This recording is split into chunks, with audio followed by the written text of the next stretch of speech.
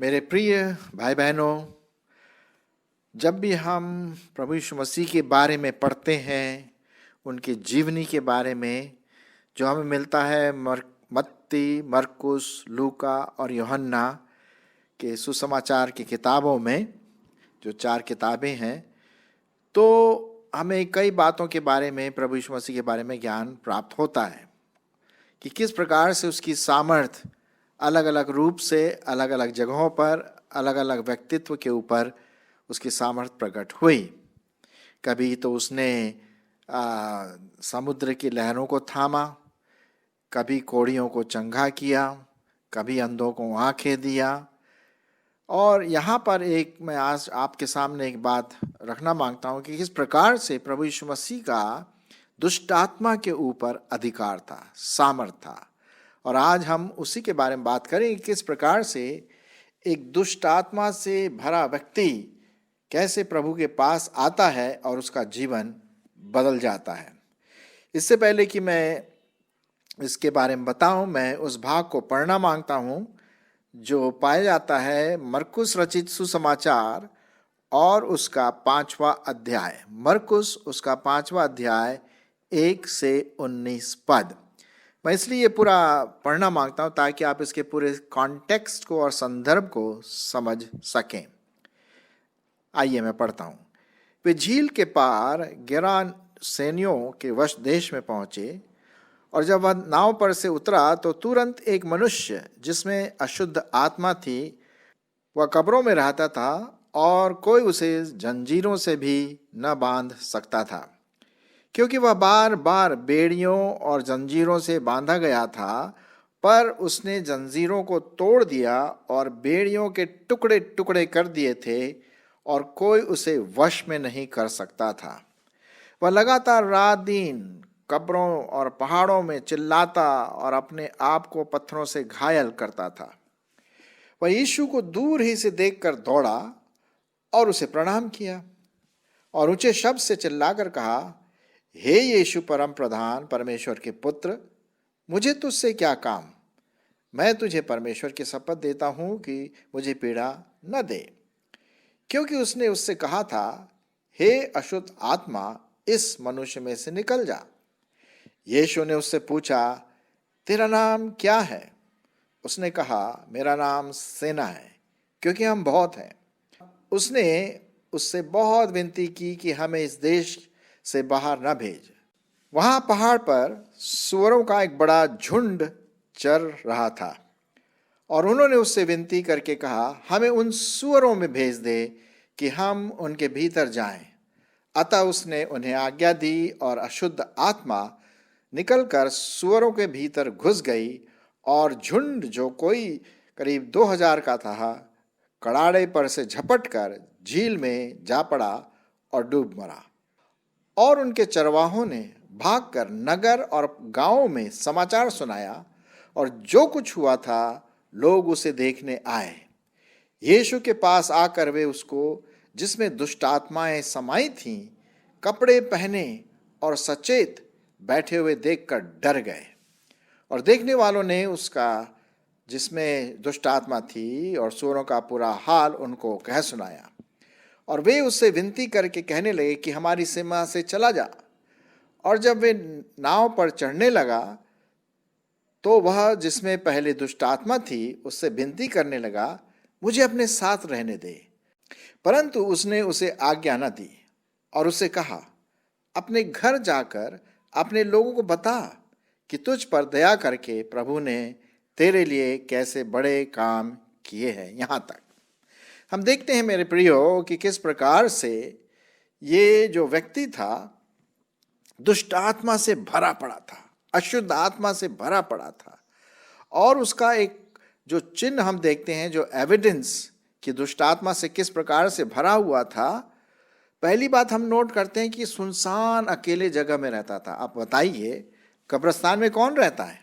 जैसा यहाँ लिखा हुआ है ना कि दूसरे पद में मैंने पढ़ा, जब वह नाव पर से उतरा तो तुरंत एक मनुष्य जिसमें अशुद्ध आत्मा थी, कब्रों से निकलकर उसे मिला।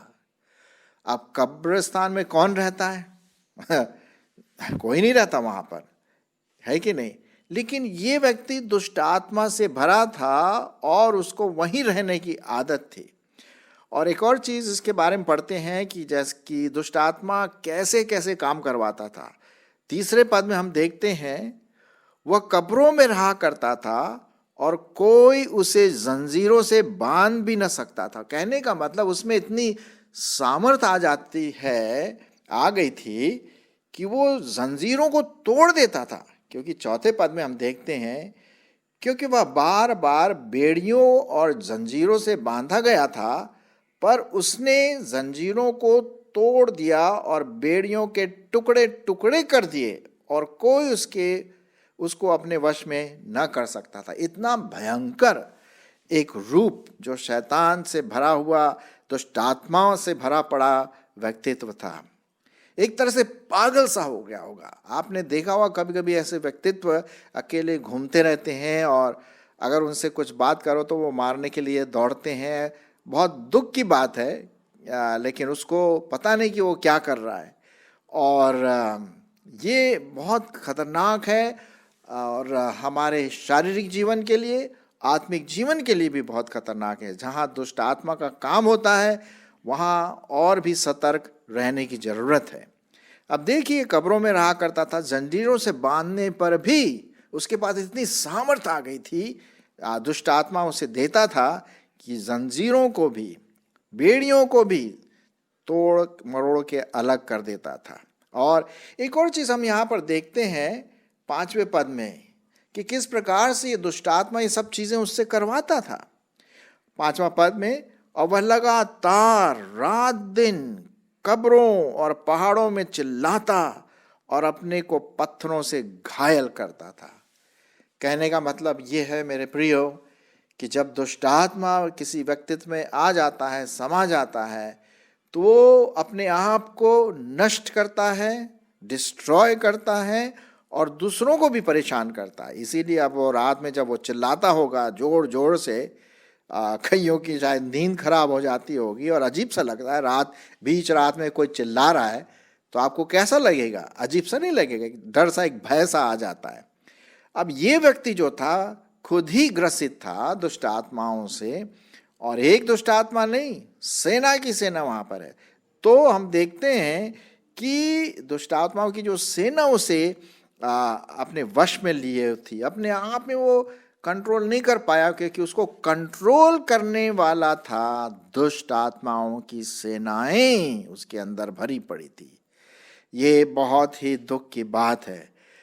जो कोई प्रभु यीशु मसीह से बाहर है उसका जीवन भी ऐसा ही है, बहुत अकेलापन, आशाहीन। उसको कुछ समझ में नहीं आता है कि मैं क्या कर रही हूँ, क्या कर रहा हूँ। हालांकि मैं नहीं सोचता कि इतना हो जाता है जैसे कि इस व्यक्ति के साथ था, लेकिन कभी कभी जब हम प्रभु यीशु मसीह को अपने जीवन में नहीं आने देते हैं और अगर जो अशुद्ध आत्माएं जब लीड करते हैं, अगुवाई करते हैं इन लोगों का, तो वो बहुत खतरनाक हो सकता है। अब देखिए, वह दूर से, 6वें पद में हम पढ़ते हैं यहाँ पर, वह दूर से यीशु को देखकर दौड़ा और उसे प्रणाम किया। ये बहुत अजीब बात है। इससे पहले हम देखते हैं कि वो रात भर चिल्लाता रहा, दिन भर चिल्लाता रहा, किसी वश में नहीं रहा। लेकिन जब उसने दूर से यीशु को देखा तो दौड़ कर आया और प्रणाम किया। ये थोड़ी सी अजीब सी बात है। अजीब सी बात मतलब इसलिए लगती है कि एक पागल सा व्यक्ति अब एक थोड़ा सा सचेत अवस्था में आ जाता है, और ये यीशु का दृष्टि ही उसको प्रभु के पास लाया और उसे प्रणाम किया। ये साहब, ये भी बहुत इंटरेस्टिंग चीज है।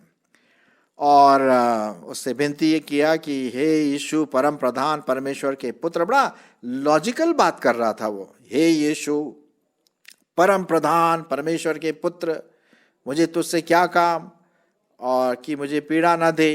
पीड़ा प्रभु यीशु मसीह नहीं देने वाला था, बल्कि वो पीड़ाओं से छुड़ाने वाला था। उस व्यक्ति को ये समझ में नहीं आया कि यही यीशु उसको उस दशा से, उस दुष्ट आत्मा से जो भरपूर है वो व्यक्ति, उससे वो छुड़ाना मांगता है। तो यहाँ पर प्रभु यीशु मसीह कहते हैं 8वें पद में, अब देखते हैं यहाँ पर क्या लिखा हुआ है।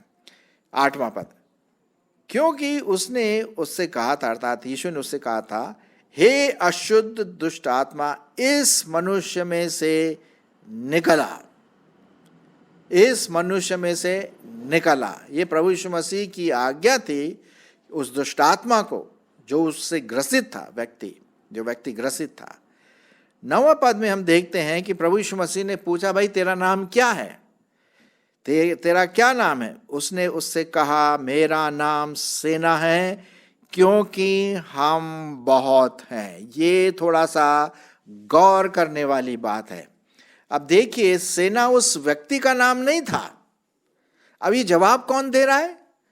जवाब वो व्यक्ति नहीं दे रहा है। हालांकि उस व्यक्ति का मुंह तो इस्तेमाल दुष्ट आत्मा कर रहा है, लेकिन जो असली में जो उत्तर दे रहा है वो कौन दे रहा है? दुष्ट आत्माएं दे रही हैं। और उसमें नाम क्या दिया गया है? मेरा नाम सेना है, क्योंकि हम बहुत हैं। करीब 1000 के करीब समझ लीजिए, 1000 के करीब, 100 से भी ज्यादा, बहुत बहुत दुष्ट आत्माएं उसमें भरी हुई थी। सेना, सेना का मतलब बहुत लोग, है कि नहीं? क्योंकि हम बहुत हैं। इसका मतलब ये व्यक्ति सचमुच में बहुत भयंकर रूप से दुष्ट आत्मा से ग्रसित ठहरा रहा। और हालांकि यीशु ने पूछा उसका नाम, लेकिन ये उस व्यक्ति का नाम नहीं था। जैसे सोहन, मोहन या जो भी नाम होगा, ये अलग ही नाम है। मेरा नाम सेना है, क्योंकि हम बहुत हैं। और तब ये प्रभु यीशु मसीह के सामने ये बात आती है, और उसने कहा कि हमें इस देश से बाहर ना भेज। अब वहाँ पर क्या था? सूरों का बड़ा झुंड था, और वो झुंड में वो जो चरवाहे थे, चरा रहे थे वहाँ पर। तब यीशु ने क्या किया? सुनिए 13वां पद, यहाँ पर लिखा हुआ है 12 और 13। और उन्होंने उससे विनती करके कहा, हमें उन सुअरों में भेज दे कि हम उनके भीतर जाएं। ये दुष्ट आत्माएं कहाँ पर जाना मांगती हैं? सुअरों के अंदर। क्या अजीब सी है ना। थोड़ा सा ये जब हम पढ़ते हैं तो बहुत और दूसरी जो चीजें हुई उनसे बिल्कुल फर्क है ये कहानी जो प्रभु यीशु मसीह ने यहाँ पर बताई। अतः उन्होंने आज्ञा दी और अशुद्ध आत्मा निकलकर सुअरों के भीतर घुस गई, और झुंड जो करीब 2000 का था कड़ारे पर से जाकर झपट कर झील में जा पड़ा, और वे वहां पर क्या हो गए?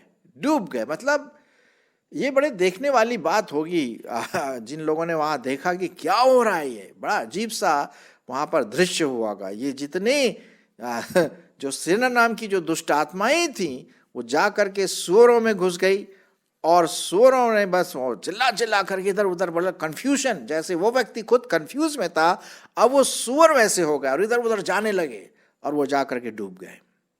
देखिए किस प्रकार से दुष्ट आत्मा जब किसी व्यक्ति को ग्रसित करती है, किसी व्यक्ति को अपने में कंट्रोल करती है। अरे साहब, बहुत भयंकर बात है। हमें होशियार रहना है। विश्वासी भाई बहनों को, अविश्वासी जो हैं उनको भी होशियार रहना है ना। और फिर 14 पद, उनके चरवाहों ने भागकर नगर और गांवों में समाचार सुनाया। जो कुछ हुआ था लोग उसे देखने आए।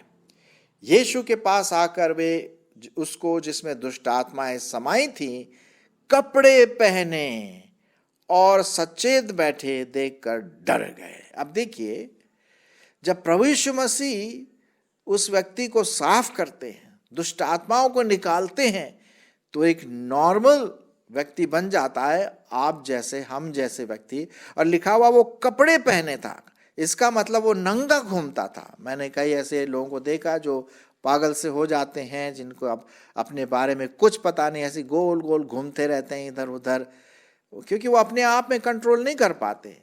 और वो शायद नंगा भी होगा, क्योंकि लिखा हुआ यहाँ पर वो कपड़े पहने और सचेत बैठे। सचेत पता है, पूरा कॉन्शियस उसका बिल्कुल साफ था, विवेक बिल्कुल सही था, शांत से बैठा हुआ था। सुनिए, एक व्यक्ति जो रात में चिल्लाता था, अपने को पत्थरों से मारता था, पागल के समान था, उसके पास अजीब सी सामर्थ्य थी, दुष्ट आत्माओं के चीजों से भरा हुआ था। अब वो प्रभु यीशु मसीह के चरणों में बैठा हुआ है, कपड़े पहने, सचेत बैठे हुए। ये है बदला हुआ जीवन जो आपके और मेरे जीवन में एक आशीष लाता है ना। प्रभु यीशु